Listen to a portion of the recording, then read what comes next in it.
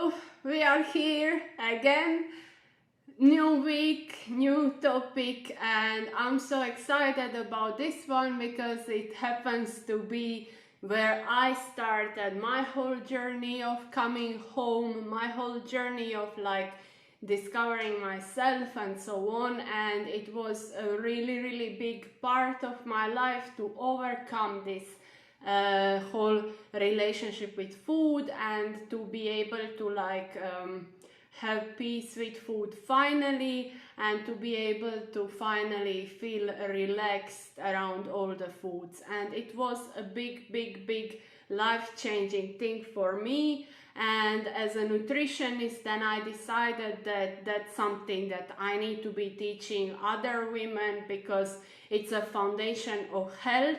And that's what we're gonna be talking about today. Hi, I'm so happy to have you here.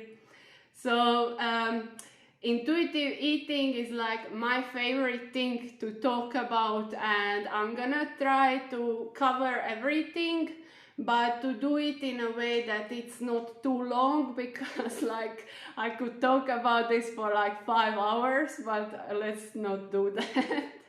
So I'm gonna be talking about why diets don't work, why are they harmful, and how they are combined with disordered eating, because it all kind of works together. And then we're gonna be talking about what is health, what is the definition of health, what does it mean to be healthy, and how does intuitive eating and non-diet approach and health at every size approach, how does it honor your health and how it's actually helping you be truly healthy. Okay, so that's what we're gonna be talking about today. And at the end, if it doesn't turn out to be too long, we can do a little a little chocolate meditation kind of thing. That's why I asked you in the event description to bring a piece of your favorite chocolate, because if we have time, we're gonna be doing that. If not, maybe we could split this in two. So I don't prepare every single word that I'm gonna be talking about and everything, so I can't tell you exactly how long it's gonna be. But if it goes for over an hour or something, then we can split it in two, like we did with Journey Through Her Story, so that it's digestible for you, because I don't want to keep you here for 3 hours. It wouldn't be really helpful, and I don't want to overwhelm you with information, because that's also you are just gonna forget half of it and it's not gonna be very useful. Okay, so we are gonna start talking about why diets don't work and why it's essential for our health on every single level. And this also goes for our hormonal health and for syncing in with your cycle. As you know, that's something that's very part of me, and I teach that, and it's really important. And the diets are just not serving us in that, as women, in that big important part of our health that is our cycle and our hormones and all of that working well. And that's exactly why I created Self-Love Period, is to be able to present you with a new way of taking care of your health, because all of those programs are usually you get a to-do list and you get a not to eat list, and then you have these restrictions and this, I must do all of these different things in order to be healthy, in order to have my hormones balanced, in order to feel good, and so on. And it creates a lot of pressure and stress. And stress happens to be number one enemy of healthy hormones and of healthy cycles. So we want to be avoiding that. And that's why I created it, so that you can have a program that really puts you in the center, and then you learn all of those different aspects of what it means to take care of your hormones and what it means to live in sync with your cycle. But you do it in a way that feels really good to you, and you do it in a way that you take small parts of it and then implement them in the lifestyle that you already have, without like needing to recreate your entire life, cut out all the favorite foods and all of the things that are usually how those hormonal programs work. So that's what I wanted to avoid. And you know that diets don't work, first of all, restrictions don't work, and it just doesn't make any sense then for us as women to be restricting and dieting in order to have health. We can have health without all of that mess, okay?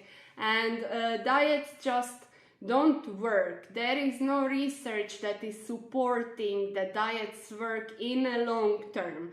So what happens is, short term, they are like really nice, and if you have ever been dieting and so on, you probably know what I'm talking about. So you start all excited, it's Monday, and if you are anything like the usual dieters, at Sunday you ate like everything in your house, because that was like the last meal before the diet, before the restrictions and all of that mess, right? That's often what happens. I see it with my clients, and I have been doing that myself. Like, from Monday I'm gonna be dieting, so I better eat everything right now, right? And that's, first of all, not healthy, and second of all, it just doesn't make sense, right? To like overeat and binge eat in advance because you know that the restriction is coming. But biologically it does make sense, because your body is already stressed from that diet. And if you remember, we said like 5 seconds ago that stress is the worst hormonal enemy, and like the worst enemy of health in general. Like, there are so many diseases that are connected to stress. So why would we be adding to that stress? It just doesn't make sense, right? So what these restrictions create is that starvation mode. So your body doesn't know that you are choosing not to eat certain food. Your body doesn't know that you have read somewhere that gluten is bad for you, and you have read that you are supposed to eat some certain amount of calories and so on. All your body knows is that it's hungry and there is no food. And we have the same bodies right now that our ancestors had when they really have scarcity concerning food, right? So our bodies are so good at making us hungry, and then sending us signals and hormones and everything in your body. The hungrier you are, the more obsessed with food you are. Have you noticed that? Like, in life, even without dieting, if it happens that you are somewhere and you don't have food, and then you wait until you get home, and if you reach that hunger level that's like at the extreme, you will just come home and you want to eat everything, and you don't even enjoy it, you don't even chew it or anything, you just take everything and eat it all at once. That is just your body trying to survive. It's your body trying to protect you from starvation, because your body thinks, oh my God, there's no food, we are gonna die, we need food, we need calories, we need nutrients to survive. And therefore, I'm gonna send all of these signals that she goes out to search that food. And in the past, that was really important. You would get hungry, and then you would be going hunting animals or picking berries or whatever. And now it's the same mechanism is at play, but instead of there not being any animals hunted, it's just that we have bought into this idea that we need to be restricting, that we need to be dieting, that we cannot trust our bodies when they tell us that they are hungry, right? So it's the same, our bodies are the same, but the diet culture is here and that changed our approach to eating and to food. And you can see this like when the diet industry goes to sell you those pills for suppressing appetite, like how disordered is that. If you didn't have appetite, if those pills really worked, you would die. Like, this is serious. Like, your body needs those hunger signals. You need that hunger in order to be able to search for food and eat and survive. So it's really simple, and it's really sad that we have made food so much of an enemy. And the other thing is with diets is that when you are dieting, mostly you are not getting enough nutrients, and you are most certainly not getting enough energy, and energy is those calories. So if your body thinks, if it sends you the signal that it wants to eat this and this, and then you come like, no, we are now allowed to eat 6 blueberries or something like that. And like, I'm not making up those examples. There are really people who are weighing like blueberries and counting almonds and stuff like that. So this happens. This is real situations, right? And so those diets then lead to a lack of balance, especially those that are like keto diet, where you cut out all sorts of foods. That is a very disordered eating behavior, and that is and then they sell it also as a lifestyle, because people are getting sick of diets. People are getting sick of being told what to eat, how much to eat, and they are getting sick of being freaking hungry. Like nobody wants to spend their life hungry, right? And so the diet industry needed like a new package for the same crap they have been serving us in the last 50 to 70 years, because that's like when the whole dieting industry really took off. And it just so happens like they started the war on obesity, and they started with all of those diets. And you know what happened? Since 1970s, when this really started to take off, obesity also started to take off, because diets don't freaking work.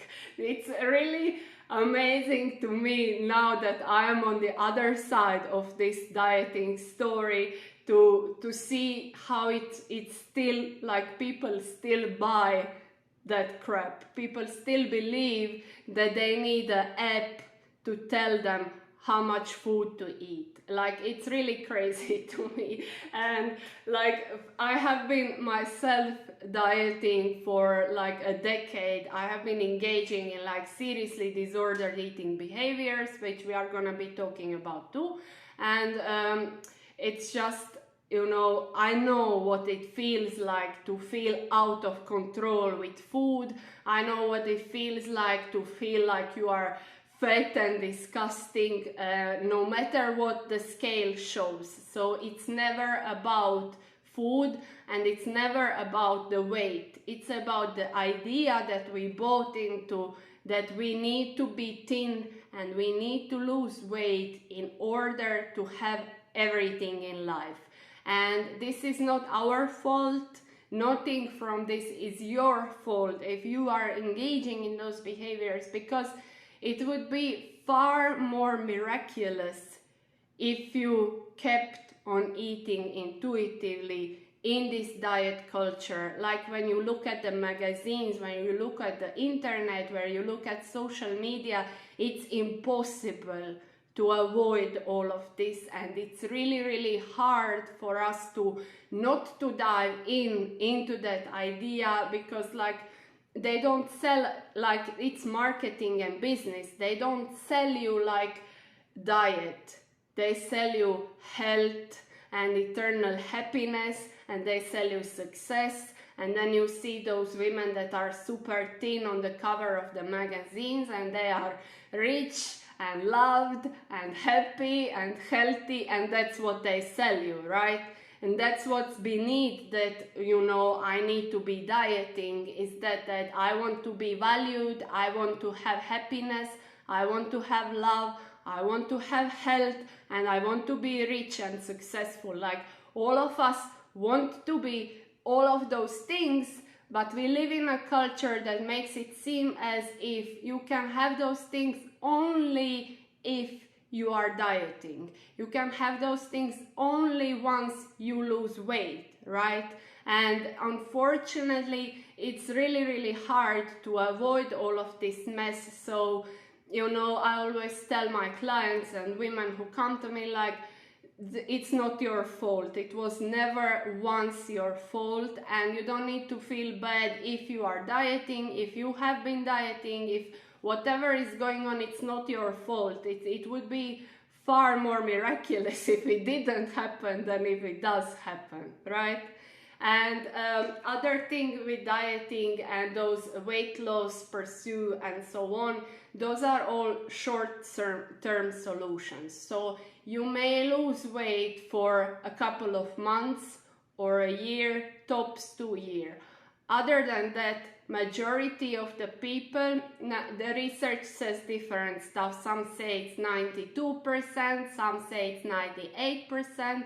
I even saw like research showing that people who lose weight long term are 0.001%.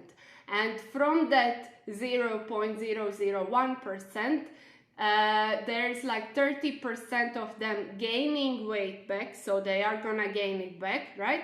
And there is the other ones that didn't start gaining it back already, are engaging in like seriously disordered eating behaviors, and I don't know, they really need a diagnosis for that. Like, you know, they maintain weight loss, but they are restricting and are having like really, really low calorie intake, and then they are also exercising every day for 2 hours, 3 hours, and so on. Those are like major red flags. That's really like bordering with an eating disorder, if it's not already eating disorder. But what happens in our society is that, you know, those behaviors that are disordered are being celebrated, and it's being like hashtag goals, hashtag fitness, you know, someone is eating clean, someone is, you know, like example and the influencer for a healthy lifestyle, and, you know, in reality they are basically suffering disordered eating or an eating disorder. And I want also, now that I mentioned both of those terms, to tell you what's the difference. The difference is in most cases just the intensity. Okay, so disordered eating is can be the same behaviors. The same behaviors that someone has in an eating disorder, but the person who has an eating disorder is diagnosed with an eating disorder, which often doesn't happen. So there are people who are undiagnosed and are having an eating disorder, and they are also like consumed with that eating disorder. So it's like when you are 24/7 obsessing about food.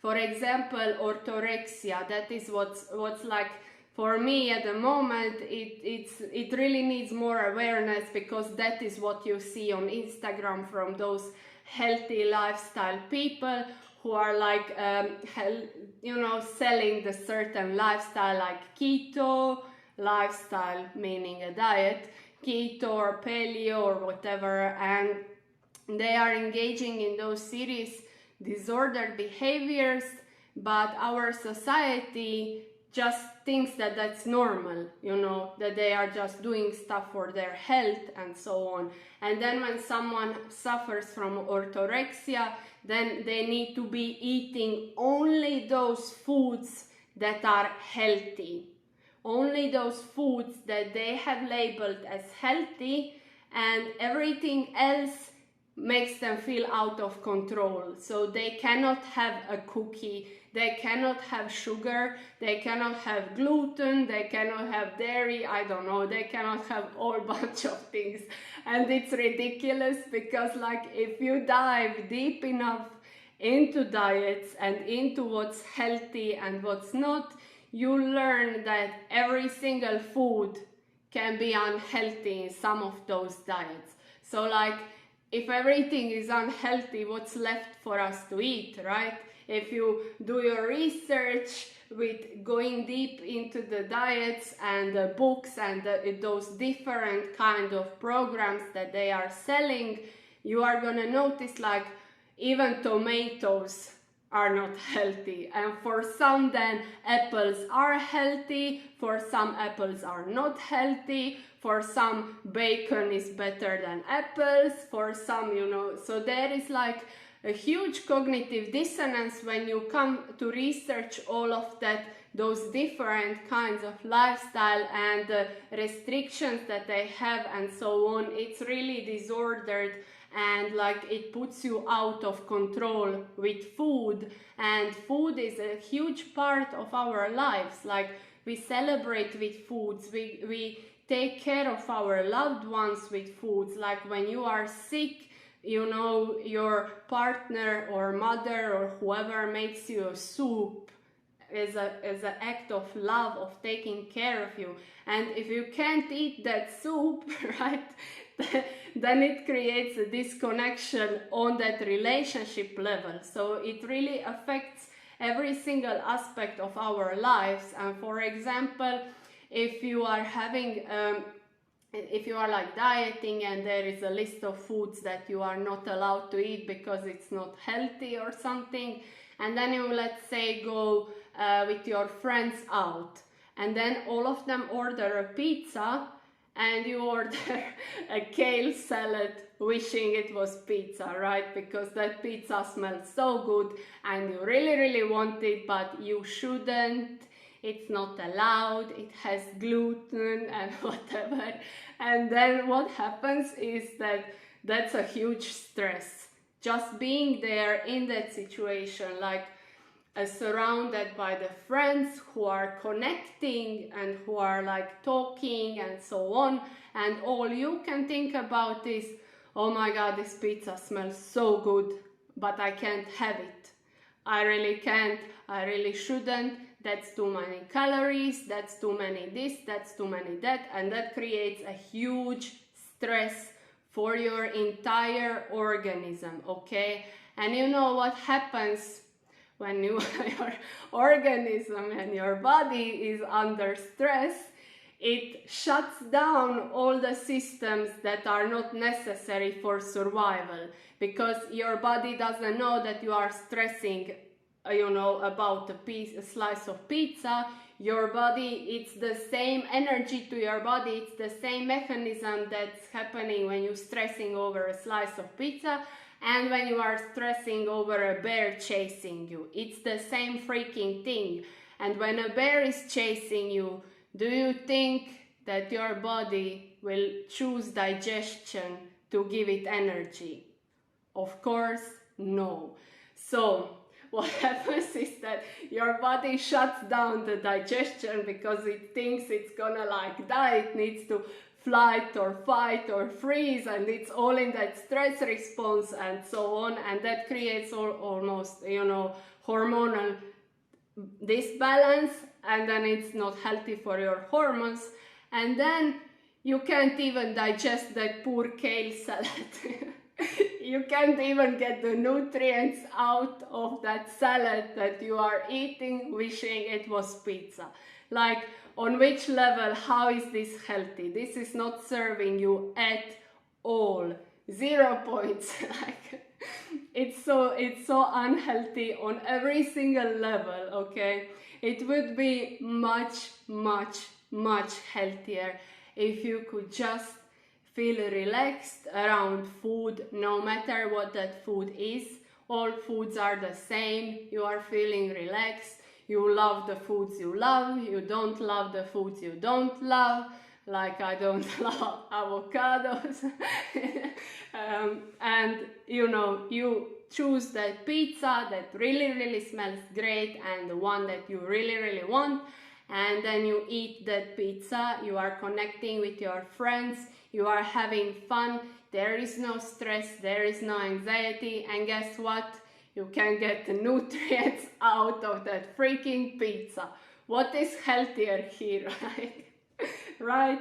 When you think about it in this sense, it's really pointless ever to diet. Diets really don't make any sense when you look at them for real.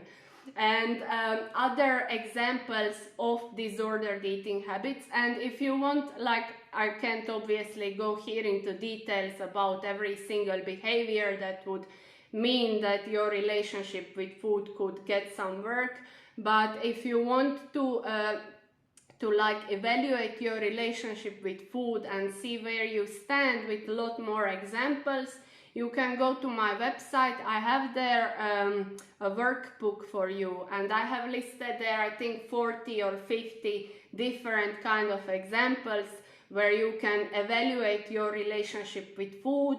You can see what is true for you, what's not true for you, and then you can see where you stand in your relationship with food.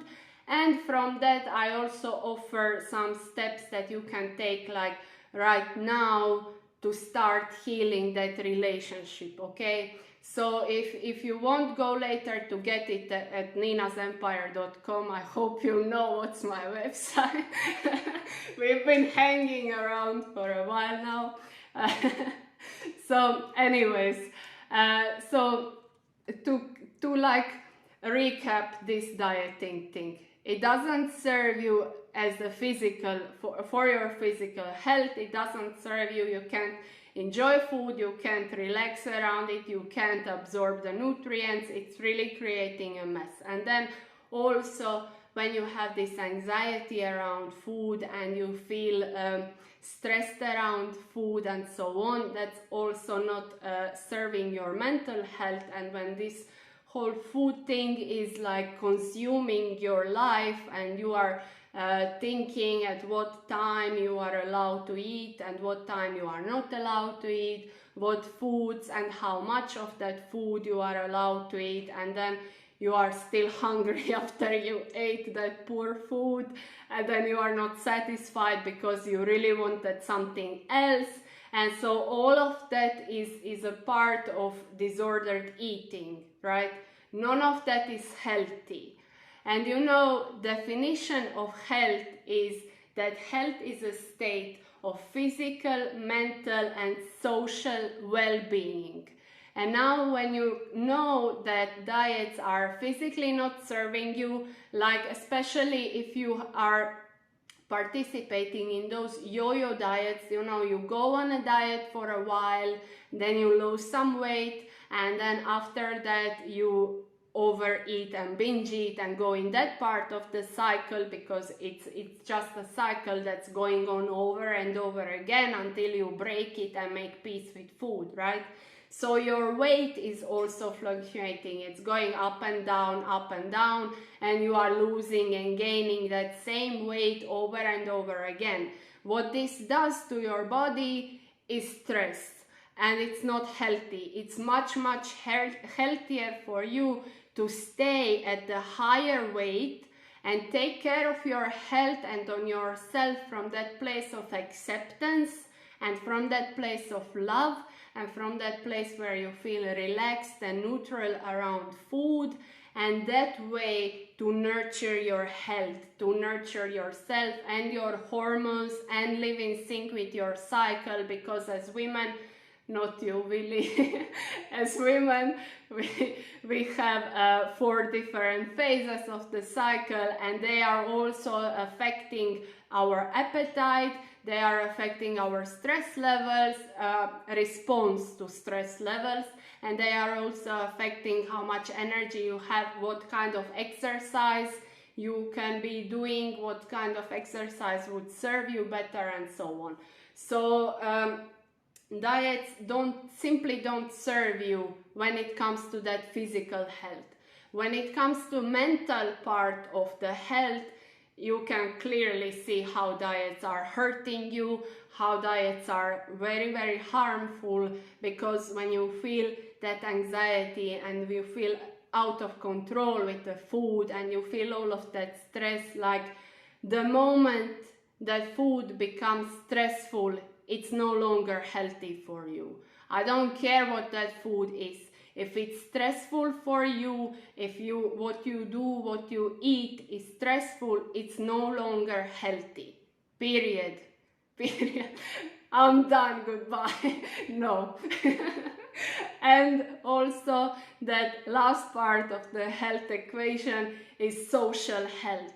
And if your relationships are suffering from your disordered eating habits, if your relationships are suffering, if you cannot go with your child for lunch because they want to go somewhere where it's pizza or a burger or something, and you are like, I can't eat junk foods, I can't eat this, I can't eat that, and then your child needs to go to eat a paleo something, you know, that they don't really want to eat, and of course that relationship is then suffering and nobody's healthy because you do want to eat that burger or something and they want to eat it, but you are, you know, somewhere else because of the diet, right? It's just not healthy. And on the larger level, on global level, this social health is a really important topic because of the fat phobia. So what happens is that people who live in the larger bodies, people who are fat and so on, they are suffering so much on a daily basis because society is judging them, because people usually think that all fat people are just sitting on the couch eating potato chips and are lazy and are not doing anything and are not contributing to society and are glorifying obesity and stuff like that. And the truth is that that is, for them, it's a lot of suffering, and it goes to every single day, all day, like, you know, they know that they are being judged all the freaking time. Like when they go grocery shopping, when they sit in a restaurant, they know that everyone else is judging their food choices, so they can't afford to eat that pizza because they know that everyone is gonna look at like, you know, oh, you are fat, you should be eating a salad. And of course that creates a giant unhealthy environment for them. And then also the health system in general is really treating them badly because of that fat phobia, because it's believed that if you lose weight, you are going to be healthy. This is not what's happening. Like, people can be having anorexia, having bulimia, and being like a normal sized bodies, and people think like they are just, you know, eating healthy and so on, and they don't know the mess that's going on really behind the scenes, behind those like happy photos with a salad on Instagram, right? You can never know what kind of mess with the food someone else is going through, okay? And the same is happening for fat people. I have never ever met a single fat person who wasn't trying to lose weight, who wasn't feeling guilty about every single freaking food that they eat, who wasn't feeling judged, who wasn't feeling horrible about all of that. And it's not their fault, it's the fault of the whole diet culture, because diet culture is what promotes that idea that you can only be healthy if you go on and lose weight, okay? And they have tried that and it didn't freaking work. And also they are like, they often choose not to go to the doctors when they are in pain, because they come there and the advice that the doctors always give them is eat less and move more. lose weight and you are gonna be healthy, and their symptoms are just not taken seriously because of this belief that because, you know, once you lose weight you are gonna be healthy. Okay, this is not the truth. This is definitely not the case, and those people deserve to have dignity in their life and deserve to be taken seriously and deserve to be treated with care. Okay, and also this health system is it's not doing that only to the fat people. When I was 16, I went to my doctor and I asked her for the birth control pills, and she took my blood because that's like the regular thing to get the pills, and I had higher sugar levels. And at that point I was already like deeply into disordered eating. I was eating like one meal a day for months on the end, and that like it was horrible. And what she told me, and I weighed 50 kilos, which is 100 pounds, so for me that is like not a lot. And what she told me when my results came back was, you need to go on a diet. And when someone who is supposed to be a health professional and practitioner tells you that you need to go on a diet, it just confirms this whole mess and the chaos that's going on inside of you. What happened was like, you know, this was just a confirmation that I'm a failure, that I just can't do this whole diet thing, that I suck, that it's my fault and I am to blame, right? But it wasn't my fault, and it's really, really harmful. I mean, nobody who is 16 should be dieting. Like, nobody should be dieting at all. But to be saying that to someone who is already deeply into disordered eating, which she didn't know because I wasn't anorexic, which is also that like judgment towards body size, right? And she didn't know any of that, and her suggestion was like, oh, just go diet like it's nothing, right? This needs to stop. Everyone needs to be able to get deeper than just that go diet, eat less and move more, because if that worked, every freaking person would just lose weight and have it lost forever. But it doesn't work, okay? So what we need to adopt, and what is much healthier for us in the physical state, in the mental, social, on every single level, that compounds, that makes our health real health, because you know now that health is not only eating kale salad, it's about how you feel about the stuff that you are doing, okay? And health is not only like going to the gym. If you feel horrible in the gym and you do that to burn the calories because you went, you know, you ate more than you were allowed for dinner and so on, that is a disordered behavior and it's not healthy, okay? It's not healthy. Remember that forever. And I mean, I hope that this all makes sense, and you are welcome to comment me down there. And if you want to be sharing your experiences and so on, I would love to hear them, because yeah, this is really, I'm really passionate about this, because this can really be a game changer on like the overall health of the planet. Like, it's really, really important. It's like the step one of what we talked the last week, of coming home. You come home to yourself first. So intuitive eating is your step of coming home.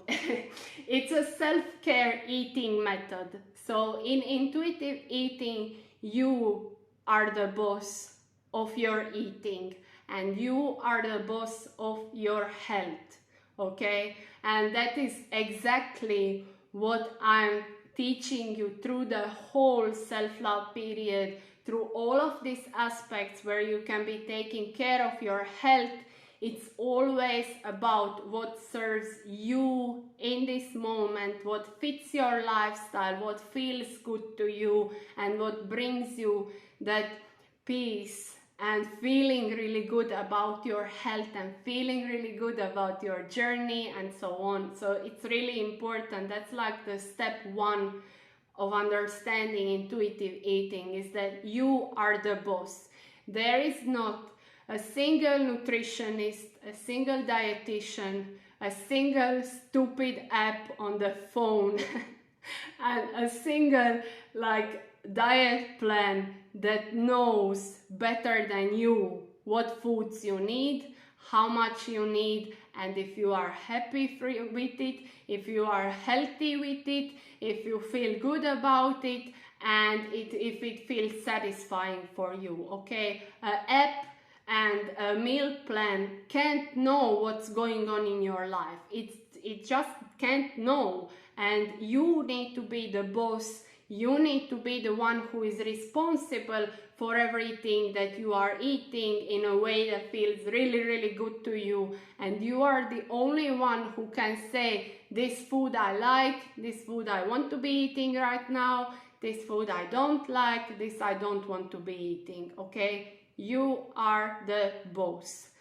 And we all started here, okay? So intuitive eating is not something that is foreign to you, that's somewhere far away from you, that's like this revolutionary idea. We were all born eating intuitively. Like, just notice how small children and babies eat before like parents ruin them lovingly. Like, you know, when you are feeding a baby, for example, first of all, you are gonna know when they are hungry, because they are gonna cry their asses off until they get the food, right? That's that part where your body is protecting you, and like arguably the biggest part of that protection is giving you an appetite so that you would seek food when you are hungry, right? And then you come and you feed that baby, you feed the baby, and at some point when that baby is, you know, satisfied, it's no longer hungry, it's nicely full at a level that is comfortable for that baby, what do? They turn their head around, they start looking away, they don't want, and then the parents come into the hall. There is an airplane, to make the baby eat more, and what that baby is then learning is that it can't trust its internal signals of fullness, but the parent knows better, right? Or whoever is feeding the baby. And that is not serving us, you guys. It's really not serving us. And you can notice, like, really learn from children, from small children. I like watch my daughter all the time, and it's so fascinating because they didn't learn and internalize any of those ideas that the diet culture brings to us. Children don't know what is junk food, they don't judge any food, they just know what they want right now, what feels good to them right now, and what is delicious, and when they are done, they just leave it and go back to playing. Because food is a neutral resource, it's just, you know, food. For them, it's just food. It doesn't mean anything. If they eat chocolate, that doesn't mean that they have failed at anything. And if they eat broccoli, that doesn't mean that they are like superior in any way, shape, or form, right? It's just food. They eat it and they move on. It's very, very simple. And you were born doing that. We were all born doing that. So intuitive eating is coming home to what you were already doing before the diet culture like ruined you, right? Okay, so this is the second time today that I'm basically teaching intuitive eating and why we need it and so on. So like my throat is done. But it's really, I could go on for a very long time, as you can obviously see. So intuitive eating is a way of eating that allows you to understand that all of the foods, all of them, can be a part of your healthy food world, and that allows you to eat a wide variety of food, and that allows you to enjoy all the foods you eat, to get the pleasure from eating, to get that satisfaction from eating, and to have freedom and to listen to your body, what it needs at the moment, and to honor and respect your body, okay? Without trying to fit into the smaller pants. Like, how did that work out for you so far in a long term, right? I'm talking about the long term because in the short term, I fit in the smaller pants many times, okay? But in the long term, I'm still back where I started, kind of, right? Intuitive eating is also evidence-based approach to eating. There are over 100 studies that show the benefits in various aspects of intuitive eating and of this health at every size approach, because intuitive eating and health at every size kind of go hand in hand. Both of them are putting you in the center, and both of them are releasing that whole diet mentality and the idea that you need to lose weight in order to be healthy, and the idea that you need to be pursuing weight loss forever, okay? So they are both like weight neutral, and they go really well together.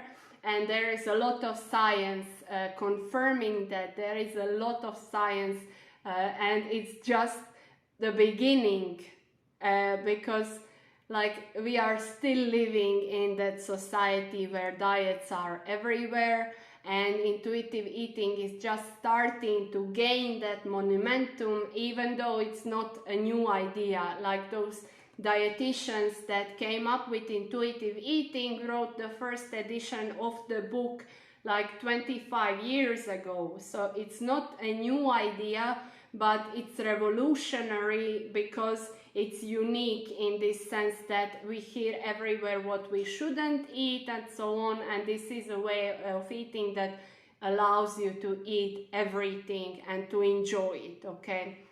And intuitive eating has 10 principles. And also, if you are a nerd like me and you want to be learning more about those studies, you can go at intuitiveeating.org. You can just Google intuitive eating. It's gonna give you the first result. It's gonna be that one.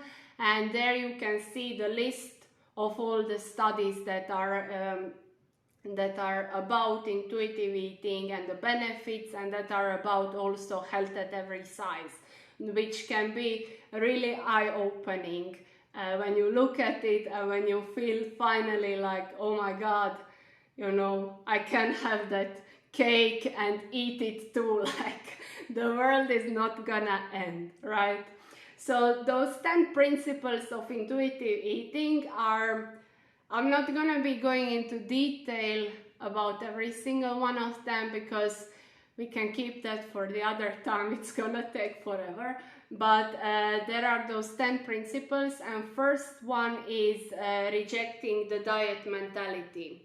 So that is what we were talking about, rejecting this whole idea that diets are gonna help with anything, because they are not gonna help with anything, and reject that idea that the only way to be healthy, the only way to be happy, the only way to love yourself, to have happiness, to have love, to have success and so on, is if you lose that weight. That's like the step one, to reject that whole diet mentality and to understand that it didn't work so far and it's never gonna work because it's simply not designed to work, and your body loves you and wants you to survive, and therefore it's not gonna let you starve, okay?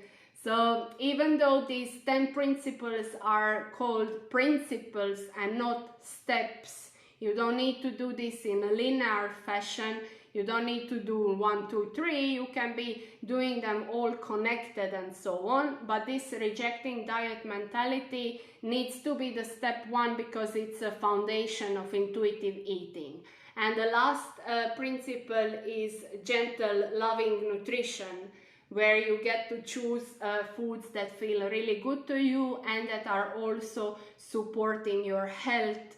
And like, for example, that's why I tell women not to join self-love period if they aren't already at least one little step in intuitive eating. And I know that's like the worst sales strategy, but I have I have a module on loving nutrition, and so if someone comes and is not comfortable, at least to a point, because of course in that module I also talk about intuitive eating and so on, but I always recommend them, if they don't feel comfortable, to come to that module later. And to watch that and learn from it later when they go through all of the other modules, and then they feel, you know, comfortable more and more with their food and their journey and so on. And then is the time for loving nutrition, right? That's why it's like the last principle of intuitive eating. The second principle is honoring your hunger. That simply means eating when you are hungry, right? When you notice that you start thinking about food and that it really sounds good now to eat something, and with time, of course, you are able to notice what are your unique signals of hunger, because it doesn't show up for everyone in the same way and in the same intensity, right? So you need to know what's true for you. You are the boss once again, right? And then you have like a hunger scale, and you want to be eating at the hunger level that is still comfortable. Like, you are not overly hungry. You never want to be overly hungry, because you know by now that restrictions and that starvation and deprivation is gonna trigger the overeating and the binge eating and so on. So you want to be eating at the level where food sounds good, but you are not obsessing with it. You don't have a headache. You are not super tired because you are hungry. You are not angry, hangry, right? You are not, your stomach is not uncomfortably gurgling and so on. So at some comfortable level, you start eating, right? That is the part where you honor your hunger.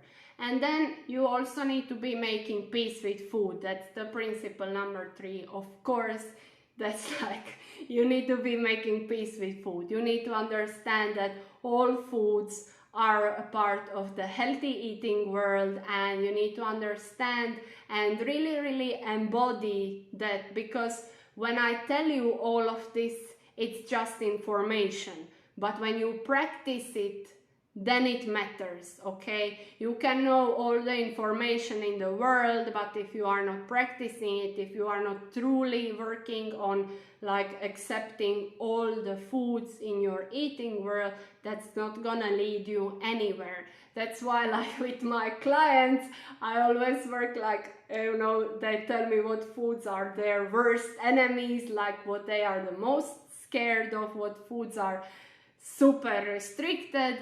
And then I guide them through, you know, allowing those foods and feeling comfortable around those foods, because this making peace with food means that to give yourself unconditional permission to eat.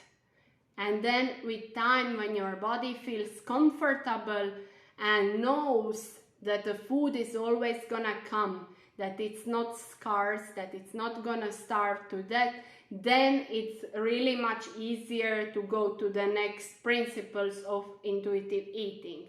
And another part that's closely related to making peace with food is challenging the food police. And food police are all those dieting voices in your head. All those voices that are like, this is a bad food, this is a junk food, I really shouldn't eat this, this is a good food, this food is really, really allowed for me to eat. So all of that blabbering in your head that's showing up when you are trying to make a food choice about what is good, what should be, what shouldn't be, all of that mess, that is like your internal food police, right? And also it can be the external food police, for example, when your partner or your mother or someone is like, are you really gonna eat all of that? That is also a part of that food police that also needs to be challenged, and you also need to learn how to, respond to that, and how to feel, how to be okay with those situations, because those situations will happen, because we live in a diet culture where not everyone is like we, the cool people that has peace with food and that are intuitive eaters, or are at least trying to heal their relationship with food, right? So the next one is gonna be discovering your satisfaction factor, and that's what I talked about earlier, that finding pleasure in food, finding pleasure in everything you eat, and that's gonna allow you to truly enjoy that food, whatever that food is. And it's really important, because when you are satisfied with the foods that you are eating, your body then sends you the signals of fullness. It's like, oh my God, this is amazing, but now I'm full. And then when you are reaching that level of fullness, it doesn't feel that good anymore to eat it.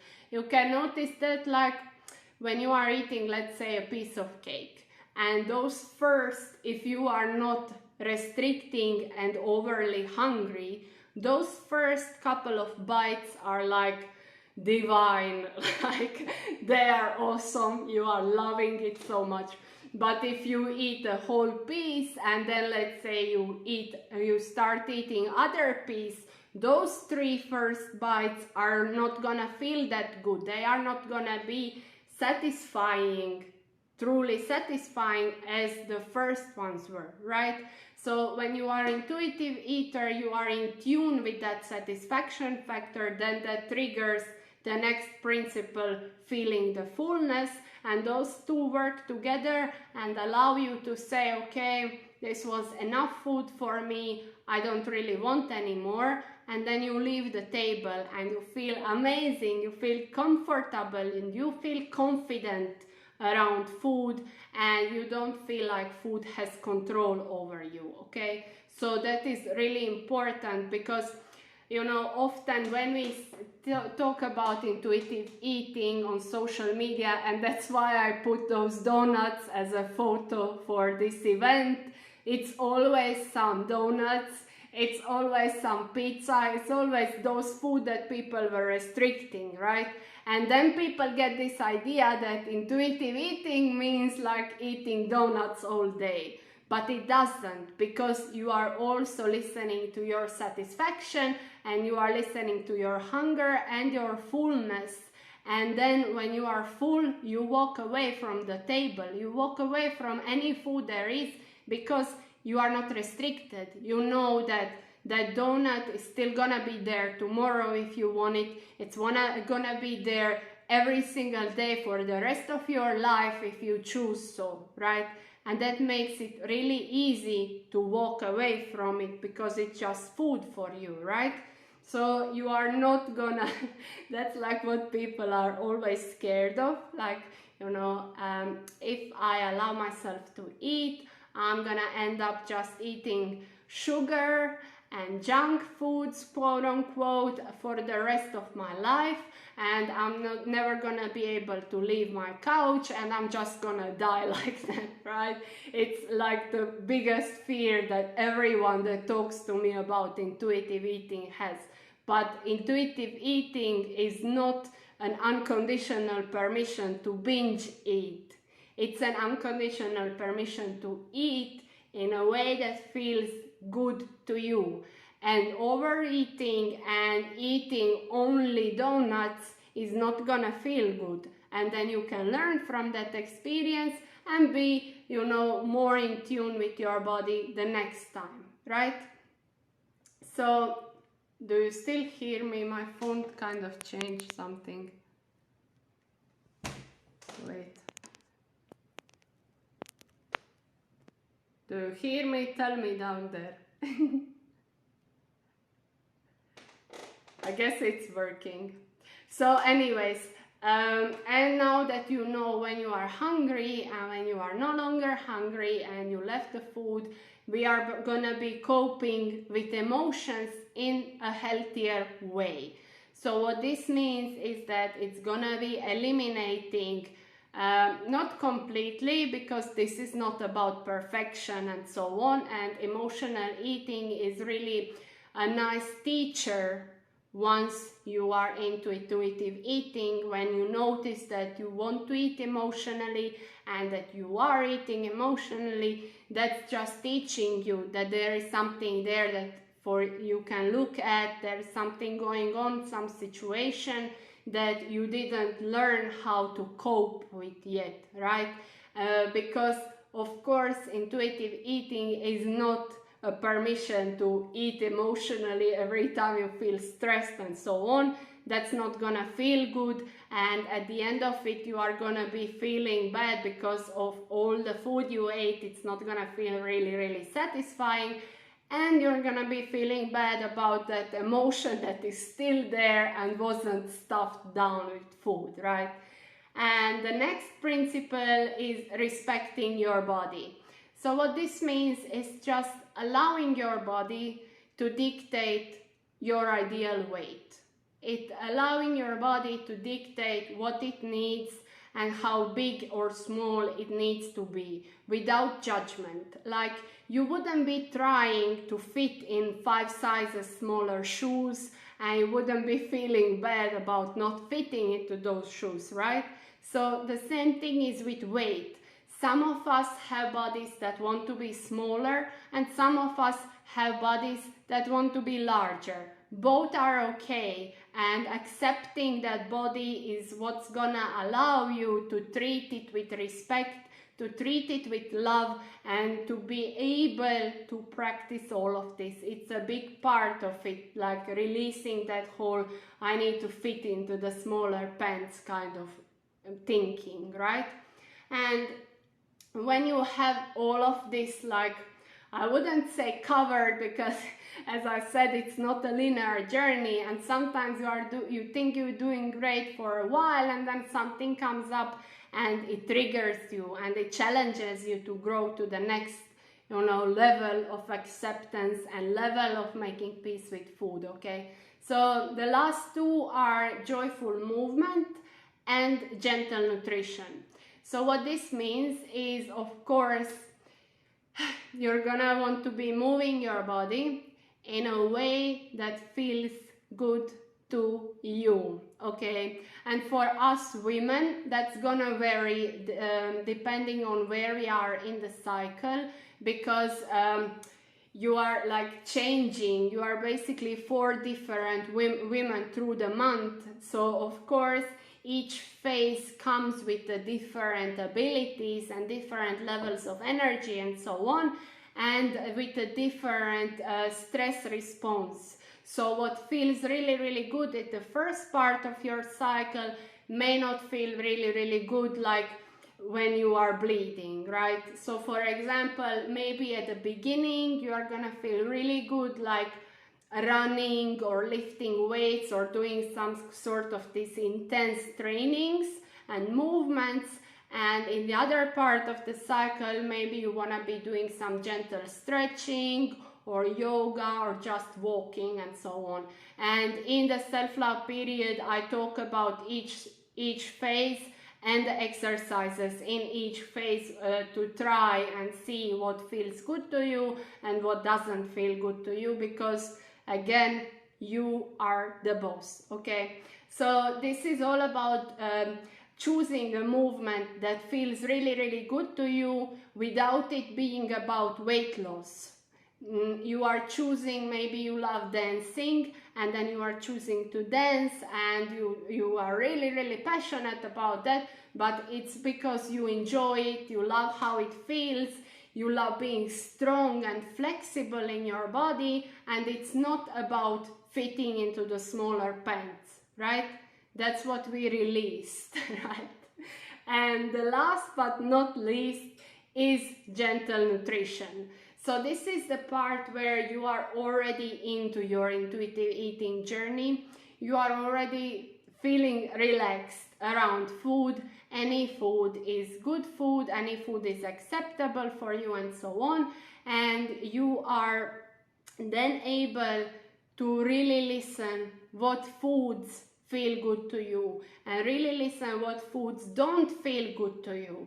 Like, you know, you may notice, for example, that when you eat a bag of cookies, you notice maybe that your sugar level is going up, and then you experience that rush, and then it crashes, and then it doesn't really feel good to you, and you don't feel good, you know, an hour later or 2 hours later. And when you are intuitive eater and you are honoring your body with that gentle nutrition, then you are able to say like, okay, this really didn't feel good. Maybe next time I want to have a few cookies and maybe a little bit of yogurt, maybe a few nuts or something similar, you know, that's gonna balance that sugar. And balancing sugar levels is one of the most important parts of your hormonal health and nurturing your hormones.